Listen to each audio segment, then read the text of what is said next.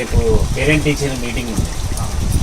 ఏం లేదు, విద్యార్థుల పురోగతి గురించి, వాళ్ళ హాజరు శాతం గురించి మీరేమన్నా సలహాలు సూచనలు ఇస్తే బాగుంటుంది. మీకోసం రాత్రి అనక పగలనక వర్షంలో కూడా చూడండి, ఇంత భారీ వర్షంలో కూడా అధ్యాపకురాలు మేము మెయింటెన్స్ వచ్చారు. ఎందుకంటే మీ పిల్లల భవిష్యత్తు మంచిగా ఉండాలని. మీ ఇంతమందిలో ఒక్కరు బాగుపడ్డా మాకు మంచిది. చూస్తున్న రానుల ఓదిక్కు వర్షం పడుతూనే ఉన్నా కూడా కాలేజీ పెద్ద సారు ఇద్దరు లెక్చరర్లను ఎంబడి పెట్టుకొని విద్యార్థుల ఇళ్లలో పోయి మరి తల్లిదండ్రులతోని ఎట్లా మాట్లాడుతున్నారో.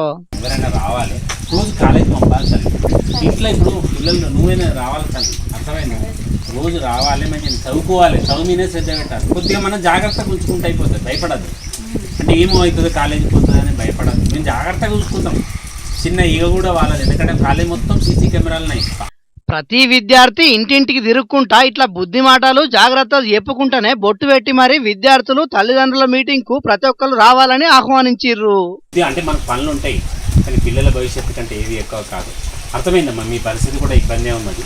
కొంచెం ఆర్థికంగా లేని తల్లిదండ్రులు పిల్లలను పనికి తోలుతున్నారు. పని చేసుకున్నాడు తప్పు కాదు గాని ఈ వయసులో మంచిగా చదువుకుంటేనే బాగుపడతారని బుద్ధి మాటలు చెప్పుకుంటా విద్యార్థుల కోసం ఒక్కనాడు కాలేజీకి రానరని తల్లిదండ్రులకు అర్థమయ్యేటట్టు చెప్పిండ్రు. జగిత్యాల జిల్లా మల్యాల మండలంలో ఉన్న సర్కారు junior college principal Ramakrishna sir, Rachana, Anusha అనే ఇద్దరు లెక్చరర్లను ఎంట పెట్టుకుని విద్యార్థుల ఇళ్లకు వర్షంలోనే తిరిగిండ్రు. ఉత్తగా రమ్మని చెప్తే రారని ఓదికు వర్షం పడుతున్నా కూడా లెక్క చేయకుండా ఇట్లా ఇంటింటికి పోయి మరి సాంప్రదాయబద్ధంగా విద్యార్థుల తల్లిదండ్రులకు బొట్టు పెట్టి విలిచేట అందరూ పరేషాన్ అవుతున్నారట.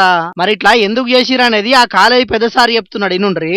లెక్చరర్లు పేరెంట్స్ తోటి ఒక మీటింగ్ ఏర్పాటు చేయబడి అసలు కళాశాలలో జరుగుతున్నటువంటి మార్పులు ఏంది, తర్వాత అసలు ఇన్ని రోజులు మేము పిల్లల కోసం బయటికి వచ్చేది, ఇంటింటికి వెళ్ళేది, కానీ ఇప్పుడు ఏంటంటే పేరెంట్స్ని కలుస్తున్నాం. అసలు ఎందుకు విద్యార్థులు కళాశాలకు వస్తలేరు, ఏంది సమస్య అంటే క్షేత్రస్థాయిలో తెలుసుకుందామని ఉద్దేశంతో ఈరోజు ప్రతి ఇంటికి వెళ్తున్నాం. మాకు కూడా వారు చెప్పేటువంటిది ప్రతి కూడా వింటున్నాం. వారికి ఏం చెప్తున్నామంటే అసలు ఎందుకు పిల్లడు కాలేజీకి రెగ్యులర్గా వస్తలేరు, ఒకసారి మీరు మీ పిల్లల్ని తీసుకొని కాలేజీకి రేపు మీటింగ్కి రండి, మనం చర్చించుకుందాం. అసలు విద్యార్థి యొక్క భవిష్యత్తు ఎలా ఉంటుంది, మరి కాలేజీలో ఇప్పటివరకు అసలు ఏమేం మార్పులు జరుగుతున్నాయి. సూపర్ సారు, మీరు మంచి ఆలోచన చేసిర్రు. పోండ్రి, ఇసొంటి మెగా పేరెంట్ ఈవెంట్లను ఎప్పటికి చేస్తే అసలు విద్యార్థులు ఏం చదువుతున్నారు, ఎట్లా చదువుతున్నారు అనేది తల్లిదండ్రులకు తెలుస్తుంది. అట్లనే తల్లిదండ్రులు పిల్లల చదువుల కోసానికి ఏం చేస్తున్నారు అనేది సార్లకు తెలుస్తుంది. కాబట్టి ఇసొంటి చేయవలసిందే. ఇక తల్లిదండ్రులు కూడా పిల్లలను చదివిస్తున్నామంటే చదివిస్తున్నాం అన్నట్టు కాకుండా వాళ్ళ మీద పూర్తి శ్రద్ధ పెడితేనే బుద్ధిగా తయారవుతారు, లేకుంటే ఈ వయసులోనే ఆగమవుతారు. కాబట్టి జర్రా ఒక కంట కనిపెట్టుకుంటా ఉండుండ్రి, సరేనా?